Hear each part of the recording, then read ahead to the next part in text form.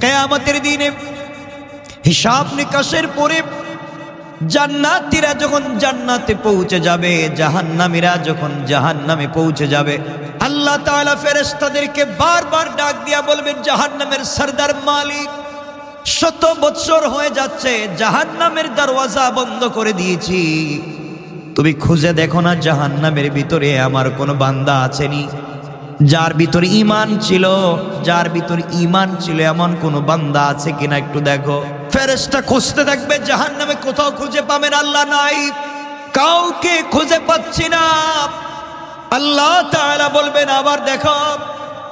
ফেরেশতা খুঁজতে খুঁজতে জাহান্নামের একেবারে নিচে গিয়ে, একেবারে নিচে, যার নিচে আর কিছু না এমন জায়গায় গিয়ে দেখবেন দুটা পাথরের চিপায় একটা রূহ পড়ে চিৎকার করে শুধু বলছে, ইয়া হান্নান ইয়া হান্নান ইয়া মান্নান, ইয়া হান্নান ইয়া মান্নান। দুটা পাথরের চিপায় পড়ে চিৎকার করে ডাক দিচ্ছে জাহান্নামের নিচে। ফেরেশতা আল্লাহ তাআলাকে ডাক দিয়া বলছেন, আল্লাহ তাআলা একটা রূহ চিৎকার করে করে ডাকছে। আল্লাহ বলবেন, এর অন্তরের ভিতরে সরিষার দানা পরিমাণ ঈমান ছিল, গুনাহ করেছে, নাফরমানি করেছে, আমার হক নষ্ট করেছে, আমি ক্ষমা করে দিয়েছি, তোমরা আমার বান্দাকে উঠাও, আমার বান্দাটাকে জাহান্নামের অতল গহ্বর থেকে উঠাইয়া জীবন নদীতে গোসল করাইয়া, পাক সাফ করাইয়া, হায়াতের সাগরে গোসল করাইয়া আমার বান্দাকে তোমরা জান্নাতের দিকে নিয়ে যাও।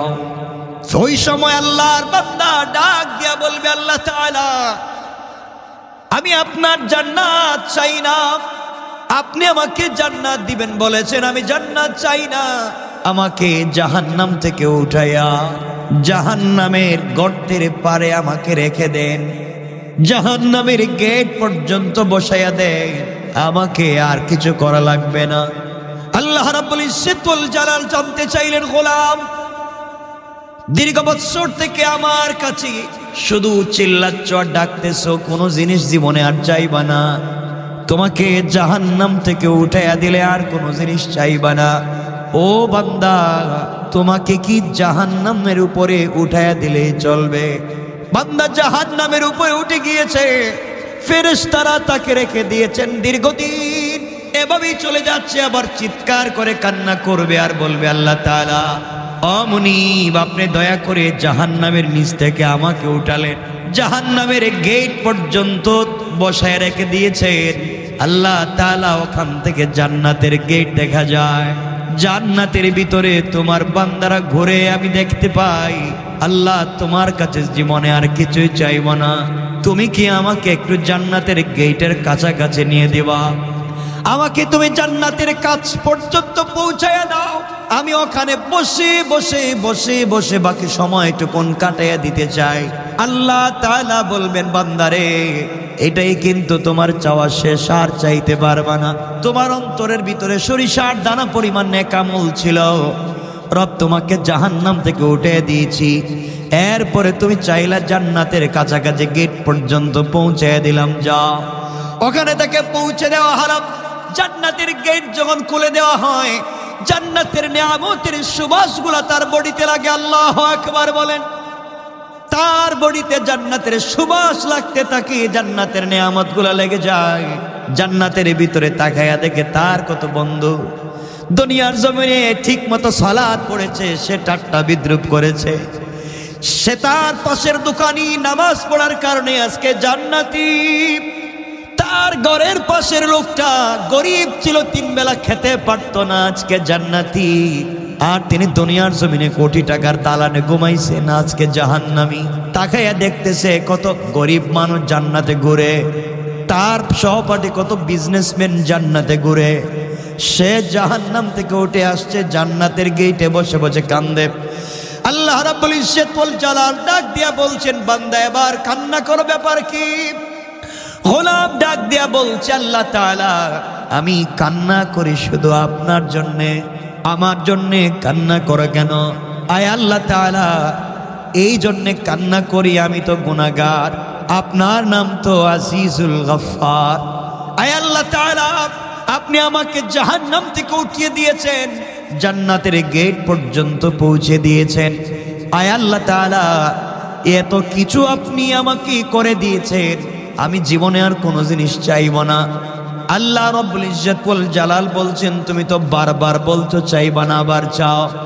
এবার বান্দা বলছে, আল্লাহ তাআলা, আমি তো গোলাম, আমি তো বারবার ওয়াদা ভঙ্গ করতে পারি, আমি তো গুনাহ করতেই পারি, আমি কথা বলে কথা না রাখতে পারি, কিন্তু সৃষ্টির মধ্যে একমাত্র যিনি আমাদের রব, আর পুরা দুনিয়া তার সৃষ্টি, রব কাউকে কোনো ওয়াদা দিলে সেই ওয়াদাকে ভেঙে দেয় না। আল্লাহ, জান্নাত কত সুন্দর দেখা যায়, তোমার কাছে আমি জান্নাত চাই না, জান্নাতে বসবাস করার কথাও বলি না, আমাকে একটাবার জান্নাতের ভিতরে দেখবার সুযোগ দাও, আমি জান্নাতের ভিতরে যাব, জান্নাত দেখে কথা দিলাম, ওয়াদা দিলাম বের হয়ে আসবো, যদি বের না হতে চাই আপনি ঘাট ধরে আমাকে বের করে দিবে, আমাকে একটাবার ভিতরে ঢুকবার সুযোগ দেন। আল্লাহ বললেন, বান্দারে এবারই কথা শেষ। কয়, আল্লাহ আমিও তোমার কসম খায় বললাম এবারই কথা শেষ। সুবহানাল্লাহ বলবেন।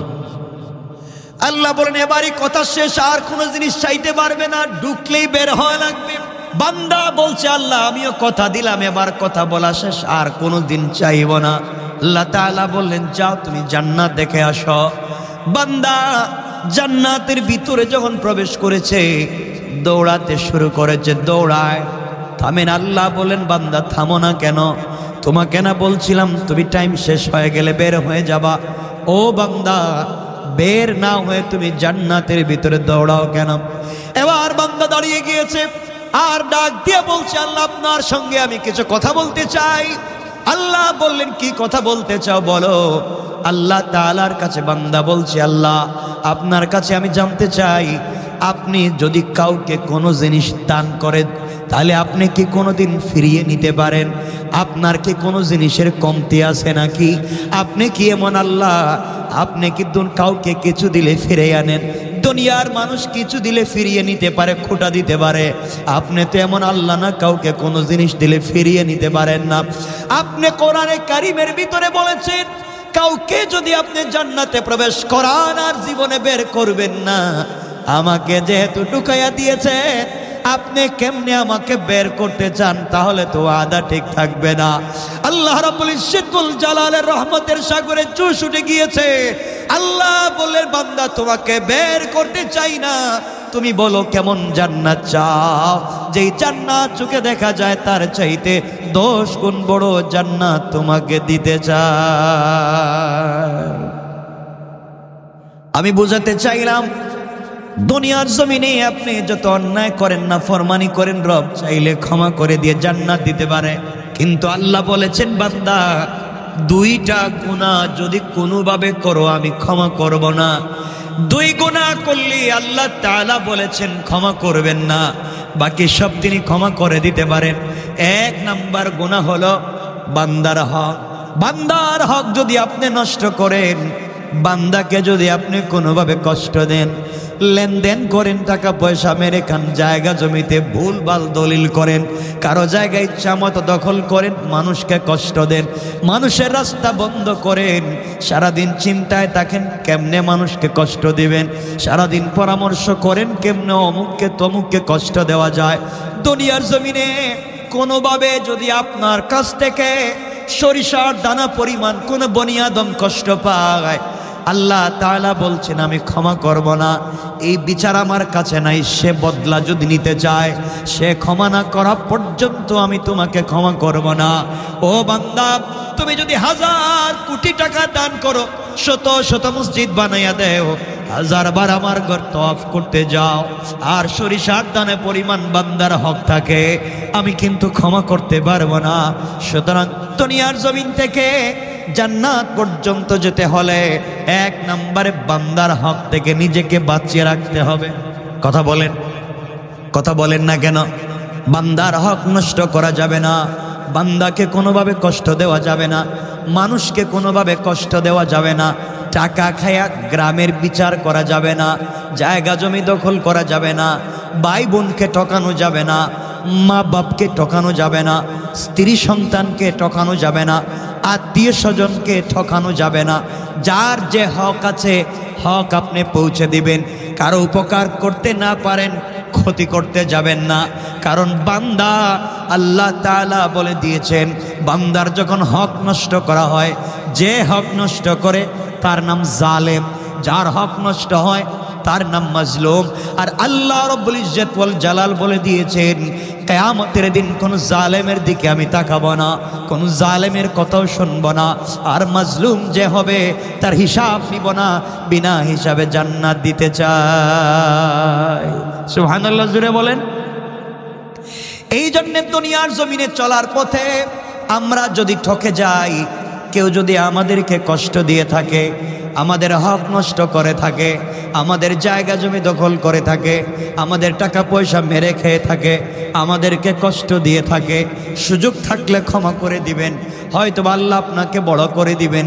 কিয়ামতের দিন হয়তো আপনি তাকে ক্ষমা করবেন না। আপনাকে যদি কেউ কষ্ট দেয় আর আপনি যদি মাজলুম হয়ে যান, গভীর রাত্রে হাত উঠে চুপ থেকে পানি ছেড়ে দেন। আল্লাহ রাব্বুল ইজ্জত ওয়াল জালাল বলেছেন কোন জিনিস দিয়া আমার তখতে তৌসকে, আমার আরশে আজিমকে কাঁপানো যায় না, কিন্তু মাজলুমের চুপ থেকে এক ফোঁটা পানি পড়ে গেলে আমার পুরা আরশ যেন কেঁপে যায়। এই জন্য এক নম্বর, কোনোভাবেই কোনো কৌশলে কোনোভাবে বান্দার হক নষ্ট করা যাবে না। যার যত হক আছে, যার যত প্রাপ্য আছে তাকে পৌঁছে দেওয়া লাগবে ইনশাআল্লাহ। সবাই বললেন না? যার যে প্রাপ্য আছে পৌঁছে দিবেন, হক নষ্ট করবেন না। আপনি বড় মানুষ, আপনি এলাকার বড় মানুষ, আপনি বাড়ির বড় ভাই, আপনি জায়গা জমি নিজের নামে নামজারি করালেন, প্রিন্ট করালেন, দলিল করলেন, বুয়া বানালেন, আপনি জায়গা জমি দখল করলেন, সব বাড়িতে থাকবে, সব দুনিয়ায় থাকবে, আপনাকে কিয়ামতের দিন হিসাব দেওয়া লাগবে। এই জন্যে এগুলা সব ভুলে যান, মানুষকে কষ্ট দেওয়া যাবে না।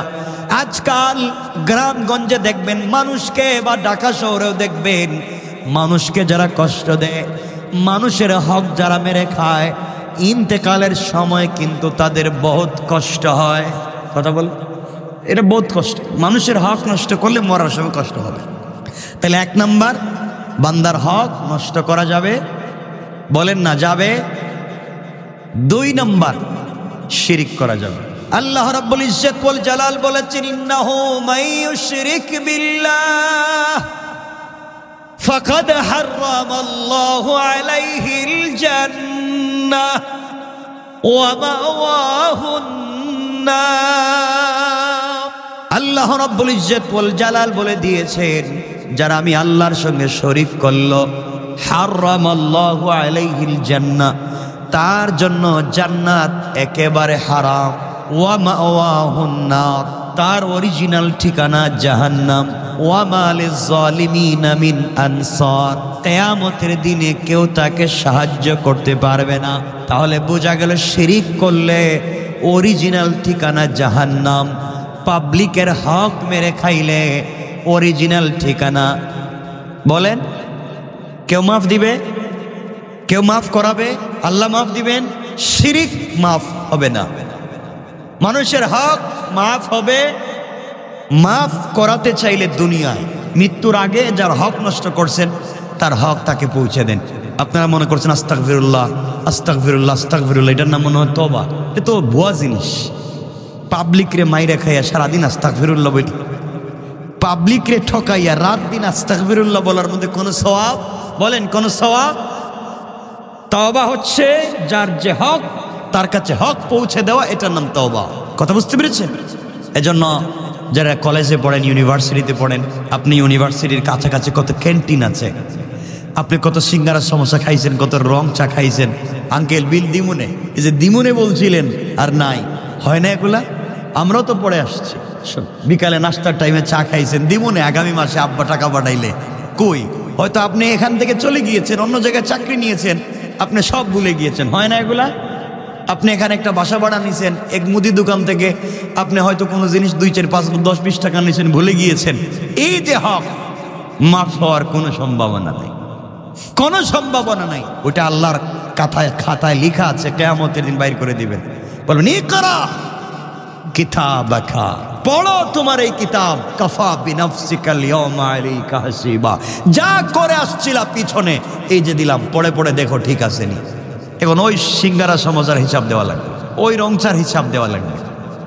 এজন্যে আমরা এগুলো দেখবো। আমরা চাকরির সুবাদে বিভিন্ন জায়গায় বসি, আমরা ঋণ করি, আমরা টাকা পয়সা দোকান থেকে কিছু খাই, হয়তো টাকা দেই না। এরপরে দেখবেন রিক্সাওয়ালারে আমরা ভাঙতি দেওয়ার সময় ভাই এই টাকাটা নেন, 2 টাকা ভাঙতি নাই অন্য দিন। আচ্ছা অন্য দিন কি রিক্সাওয়ালারে পাওয়ার সম্ভাবনা আছে? তো বলেন তো, আপনারা তো বলেনি যে অন্য দিন যদি দিমুনে বাড়াইয়া, বলেন না কথাগুলো অনেকে, অন্য দিন দিবেন বাড়াইয়া, তো অন্য দিন পাইলে না এনে দিবেন। এটা করবেন না। পাবলিকের হক বড় সেন্সিটিভ ব্যাপার। কোনো তাহাজ্জুদে কাজ হবে না, কোনো সাজদায় কাজ হবে না, কোনোভাবেই কাজ হবে না। এগুলো মাফ নিতে হয়। এজন্য আল্লাহর ওয়াস্তে আমরা কোনোভাবেই বান্দার হক নষ্ট করব, সবাই বলেন না, নষ্ট করব, শিরিক করব, এই 2টা জিনিস মাথায় রাখবেন। আল্লাহ রসুল বলছেন তোমরা আমাকে 2 জিনিসের গ্যারান্টি দাও। এই হাদিসে আল্লাহ রসুল বলছেন তোমরা আমাকে 2 জিনিসের গ্যারান্টি দাও। একটা হচ্ছে বান্দার হক মেরে খাবা না, আল্লাহর সঙ্গে শিরিক করবা না, আমি তোমাদেরকে জান্নাতের গ্যারান্টি দিলাম। অন্য হাদিসে বলেছেন তোমরা তোমাদের মুখকে হেফাজত করো, লজ্জাস্থানের হেফাজত করো, আমি তোমাদেরকে জান্নাতের গ্যারান্টি দিলাম। তে আমরা এখানে শুধু আমি এতটুকুন বলছি, আমরা বান্দার হক নষ্ট করব না। আর কথা বলেন না, শিরিক বুঝেন তো, আল্লাহর সাথে শরিক করা, অংশীদার বানানো, মত মনে করা, আমরা এগুলো করব না। দোকান না খুললে পেট চলবে না, ছেলে বিদেশ থেকে টাকা না পাঠালে আমার চলবে না। তো ছেলে যখন বিদেশে ছিল না, চলতো না আপনার? কথা বলেন না কেন? দোকান যখন বন্ধ ছিল, চলে নাই আপনার? তো এই ছোটখাটো কথাও শিরিক হয়ে যায়। মানে রাখবেন, এগুলার থেকেও আমাকে বাঁচতে হবে। শিরিক ফি জাত, শিরিক ফি সিফাত, শিরিক ফিল আমাল। আমলি শিরিক থেকে বাঁচতে হবে, জাতি শিরিক থেকে বাঁচতে হবে, সিফাতে শিরিক থেকে বাঁচতে হবে ইনশাআল্লাহ। কয় জিনিস আজকের পুরো আলোচনা থেকে আমরা বাঁচবো? কয় জিনিস থেকে? 1, বান্দার নষ্ট করা যাবে। 2, শিরিক করা যাবে। আপনি নামাজ পড়েননি, আল্লাহর কাছে জবাব দিবেন। রোজা রাখেননি, আল্লাহর কাছে জবাব দিবেন। হজ করেননি, আল্লাহর কাছে জবাব দিবেন। আল্লাহ চাইলে ক্ষমাও তো করে দিতে পারেন।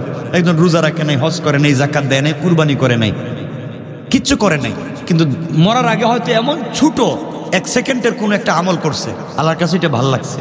এই আমলটুকু আল্লাহর কাছে ভাল লাগছে, আল্লাহ তার জিন্দগির পুরো আমল নামার গুনাহকে মিটাইয়া দিবে। ইল্লা শিরিক করলে ওটা থাকবে, ওটা মিটবে না। পাবলিকের হক নষ্ট করলে ওটা থাকবে, ওটা মিটবে না। এজন্য আমরা এই 2 জিনিস থেকে নিজেকে বাঁচাবো। সবাই বলেন ইনশাআল্লাহ। আল্লাহ আমাদের কবুল করো, আমিন। হযরত নূহ আলাইহিস সালাম আল্লাহর কাছে বলতে চাইলেন, আল্লাহ আমিও তোমার কাছে চাই, আমার উম্মতেরা যারা এত কিছু করবার পরে এত ভালোবাসা, এত দোয়া, এত নসিহত, এত উত্তম ব্যবহার, এত দিন তাদেরকে এতদিন ওয়াজ নসিহত, এত কিছুর পরেও ভালো লাইনে আসে নাই, এরপরে আমারে খুঁচায়, মাফ করে দিলাম, আপনারে গালি দে, আপনারে মারতে চায়, আপনার বিরুদ্ধে যুদ্ধ করতে চায়, রাত দিন শিরিক করে, একজন আর একজনকে ঠকায়, তাদের কাছে শিরিকও আছে, বান্দার হক নষ্ট করার জিনিস আছে। আল্লাহ এই 2 জিনিস দিয়ে তারা ভরে গিয়েছে, এদেরকে তুমি দুনিয়ার জমিনে রেহাই দিবেন? কে দোয়া করছেন? আল্লাহ বলছেন কি হয়েছে? আমার সাথে শিরিক করছে, বান্দার হক নষ্ট করছে, এদেরকে আমি মেরে ফেলে দিব। তুমি এই কথা বলছো কেন?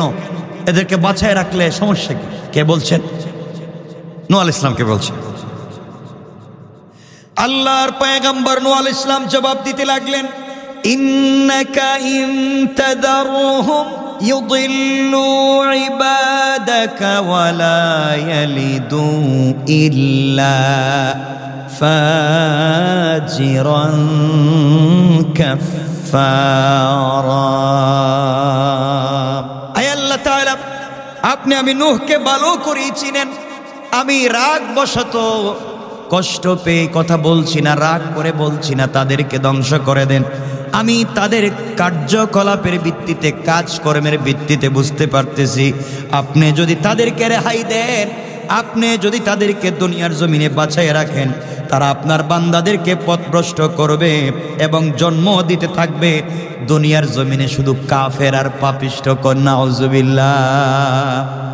আয় আল্লাহ তাআলা, এরা শিরিক করে, এরা বান্দার হক নষ্ট করে, জীবন্ত সন্তানকে পুড়িয়ে মারে, বাবা ছেলের হক মারে, মা মেয়ের হক মারে, ভাই ভাইয়ের হক মারে, নারীরা সব চরিত্রহীন হচ্ছে, পুরুষেরা নির্লজ্জ হয়ে যাচ্ছে। আয় আল্লাহ তাআলা, এই সমাজ এদেরকে বাঁচিয়ে লাভ নাই, এরা আপনার জমিনে থাকে, আপনার দেওয়া জিনিসপত্র খায়, এরপরেও আপনার শুকর আদায় করে না, একমাত্র আপনার ইবাদত করে না। আমি বলছি এদেরকে এই জন্যে ধ্বংস করে দেন। এরা বেঁচে থাকলে যারা ভালো মানুষ আছে তাদেরকেও পথভ্রষ্ট করবে, এদেরকেও ধ্বংস করবে, এবং ওরা যাদেরকে দুনিয়ার জমিনে জন্ম দিবে তারা হবে সকলগুলা পাপাচারী। সমাজ পাপাচারে নষ্ট হয়ে যাবে। আপনার সৃষ্টি সমাজ নষ্ট করতে চাই না, এই জন্যই খারাপ লোকগুলাকে ধ্বংস করে দেয়। তাহলে মানুষ যদি খারাপ হয় তাহলে জন্ম দেয় খারাপ। কথা বলে না কেন? এখান থেকে বুঝতে পারলাম নূহ আলাইহিস সালাম আল্লাহর কাছে বলছেন, আল্লাহ এরা তো খারাপ লোক, এরাও জন্ম দিবে খারাপ লোক, তাহলে সমাজে খারাপ লোকের বসবাস বেড়ে যাবে, এই জন্য আপনি এদেরকে ধ্বংস করে দেন। কি করে দেন? এখন আমাদের সমাজে খারাপ লোক নাই, একবারেই নাই, খারাপ লোকের অভাব নাই। এই জমিন কেমনে যে আছে একমাত্র আল্লাহ জানেন, কেমনে জমিন টিকিয়ে রেখেছেন একমাত্র আল্লাহ জানেন। সুতরাং আমরা যারা আছি আমরা আল্লাহর ওয়াস্তে খারাপ কাজ করব না, বলেন না ইনশাআল্লাহ। এরপরে হযরত নূহ আলাইহিস সালাম বলছেন, আল্লাহ আমি যে বললাম সবগুলারে ধ্বংস করে দেন, তাই বলে যদি একবার ভালো মানুষের ধ্বংস করতে শুরু করেন, আমি যে বলছি সবগুলারে মাইরে ফেলাম, এখন যদি এর ভিতর দিয়ে ভালো মানুষও বিপদে পড়ে যায় তাইলে তো ঝামেলা। হযরত নূহ আলাইহিস সালাম আবার আল্লাহর কাছে দোয়া করলেন। আল্লাহর কাছে দোয়া করে বলছেন, আল্লাহ তাআলা রব্বি গফিরলি ওয়ালি ওয়ালিদাইয়া ওয়ালিমান দাখালা বাইতিয়া মুমিনান ওয়ালিল মুমিনিনা ওয়াল মুমিনাতি ওয়ালা তাজিদিজ জালিমিনা ইল্লা তাবারা। হযরত নূহ আলাইহিস সালাম বলতে লাগলেন, হে আমার পালনকর্তা, আপনি আমাকে, আমার পিতামাতাকে, যারা মুমিন হয়ে আমার গৃহে প্রবেশ করবে তাদেরকে, এবং মুমিন পুরুষ এবং মুমিন নারীদেরকে ক্ষমা করুন, এবং জালেমদেরকে, শুধুমাত্র কেবলমাত্র জালেমদেরকে ধ্বংস করুন। আগে দোয়া করেছেন সবগুলারে ধ্বংস করে দেন। আল্লাহ তাআলা এখন চিন্তা করলেন, নূহ আলাইহিস সালাম আমার কথা যদি আল্লাহ সবাইরে ধ্বংস করে দেয়, মুমিন মুমিনাতরেও যদি মেরে ফেলে, আবার তিনি পরিষ্কার করে বুঝাইয়া দোয়া করলেন বাচ্চাদের মতো। বাচ্চা যখন বাবার কাছে কোনো জিনিস চায়, বাবা বলেন বুঝি নাই, এ সুন্দর করে বুঝাইয়া তার নিজের ভাঙ্গা ভাষা দিয়ে বোঝাতে চায়। আল্লাহ রাব্বুল ইজ্জতুল জালালকে এবার নূহ আলাইহিস সালাম বুঝালেন, হে আমার পালনকর্তা রব্বি, হে আমার পালনকর্তা, আমি বলতে চাইলাম আপনি আমাকে, আমার পিতামাতাকে, যারা মুমিন হয়ে আমার গৃহে প্রবেশ করবে তাদেরকে, আমার ছেলে মুমিন হয়ে আমার গৃহে প্রবেশ করতে পারে নাই, তাকে বাঁচাবার কথা আমি বলছি না, যারা মুমিন হয়ে আমার গৃহে আসবে আপনি তাদেরকে বাঁচান। এখান থেকে নূহ আলাইহিস সালাম বুঝাতে চাইলেন, ঘরের ভিতরে যারা মুমিন থাকবে না, নিজের ঘরে বসবাস করবে, নিজের প্লেটে খাইবে, নিজের টেবিলে খাইবে, এক ঘরে ঘুমাবে, এক বিছানায় থাকবে, কিন্তু মুমিন হবে না, নূহ আলাইহিস সালাম তাদের পক্ষে আছেন। তাহলে বুঝাতে চাইলেন আল্লাহ তাআলা, ওয়ালিমান দাখালা বাইতিয়া মুমিনা, যারা আমার ঘরে মুমিন হয়ে প্রবেশ করবে তাদেরকে বাঁচান। আল্লাহ আপনি আমাকে, আল্লাহ তাআলা আপনি আমাকে, আমার মা বাপকে, যারা মুমিন হয়ে আমার গৃহে প্রবেশ করবে তাদেরকে, এবং মুমিন পুরুষ মুমিন নারীদেরকে আপনি ক্ষমা করে দেন, আর ধ্বংস করেন শুধু ওয়ালা তাজিদিজ জালিমিনা ইল্লা তাবারা। আয় আল্লাহ, ধ্বংস যদি করে দিতে হয় একমাত্র জালেমদেরকে কেবল ধ্বংস করে দেন, বলেন নাউজুবিল্লাহ। তাহলে আমরা আলোচনার শুরুতে বলছিলাম যদি কেউ জালেম হয়ে যায় আল্লাহ বলছেন তাদের সাথে কোনো সম্পর্ক কিয়ামতের দিন নাই। নূর ইসলাম এখানে দোয়া করতেছেন, আল্লাহ ধ্বংসই যদি করতে হয় সব জালেমরে ধ্বংস করো। আমরাও দোয়া করি, আল্লাহ ধ্বংসই যদি করতে হয় যারা আমাদের গৃহে মুমিন হয়ে ঢুকবে, যারা মুমিন মুমিনাত হয়ে সমাজে বসবাস করবে, আল্লাহ তুমি তাদেরকে বাঁচাইয়া রাখো, জান্নাত তাদেরকে ওয়াজিব করো, আর দুনিয়া যারা জালেম হবে তুমি ধ্বংস করো। ঠিক না? আমিন বলেন সবাই, আমিন বলেন। আমরাও জালেম থেকে বেঁচে থাকতে চাই, আল্লাহ আমাদেরকে হেফাজত করুক, বলেন আমিন। এটা হচ্ছে সূরা নূহের শেষ আয়াতগুলোর অনুবাদ। এরপর থেকে আল্লাহ তাআলা সূরা জিন শুরু করবেন, কুল উহিয়া ইলাইয়া বলে আল্লাহ তাআলা আর একটা সূরা শুরু করতে যাচ্ছেন। এখানে অনেকগুলো লম্বা চৌড়া কথা আছে, আমরা সবগুলা কথায় যেতে পারবো না। সুতরাং আসুন, এখন আপনারা আমাকে বলতে পারেন, আমাদের সময় কমে গিয়েছে, আপনারা আমাকে বলতে পারেন হুজুর ঠিক আছে আমরা মানলাম যে আমরা তো অনেক সময় পাবলিকের হক নষ্ট করে ফেলেছি, আমরা হয়তো কার দোকান থেকে 2-4 টাকা খাইছি, টাকা দিতে পারি নাই, হয়তো 502 টাকা বিল হয়েছে, 500 টাকা দিছি, বলছে আরেকদিন এসে 2 টাকা দিয়ে যাব। হয় না এগুলা? আর যাইও নাই দেইও নাই, গেছি হয়তো মনে নাই, এগুলা কি হয়? এখন আমরা এগুলোর থেকে বাঁচবো কেমনে? সব ভুলে গিয়েছি, যার কাছ থেকে আনছি হয়তো সে মরে গিয়েছে, অথবা আমি এলাকা ছেড়ে দিয়েছি, অথবা তার আত্মীয় স্বজনকে চিনি না। আমি তো এই হক থেকে বাঁচতে চাই, আমি তো এই হক থেকে বাঁচতে চাই। এখন আপনি আমি কি করব বলেন তো? কেমনে বাঁচবো? আল্লাহ রব্বুল ইজ্জত ওয়াল জালাল বলছেন, বান্দা যদি তার সন্তান থাকে, তার ব্লাড সম্পর্কের কেউ থাকে, তার কাছে ক্ষমা চাও, সে যেন ক্ষমা করে, আর তার গুরুস্থানে গিয়ে ক্ষমা চাও, সে যেন ক্ষমা করে। আর যদি মনে করো ক্ষমা হচ্ছে না, তবে তুমি যেই পরিমাণ টাকা, যেই পরিমাণ সম্পদ একজনের তোমার কাছে আছে, ওই পরিমাণ তুমি সাদাকায়ে জারিয়া করে দাও, আল্লাহর রাস্তায় তুমি দান করে দাও। আল্লাহর রাস্তায় যদি তুমি দান করে দিতে পারো, ওই সম্পত্তি সাদাকা হতে কিয়ামত পর্যন্ত সওয়াব বাড়তে বাড়তে বাড়তে বাড়তে বিশাল উহুদ পাহাড় পরিমাণ হয়ে যাবে। কিয়ামতের দিন ওই বান্দা দেখবে এত সওয়াব, আল্লাহকে বলবে, আল্লাহ এই সওয়াব তো আমি করি নাই, এত সওয়াব কোথায় পেলাম?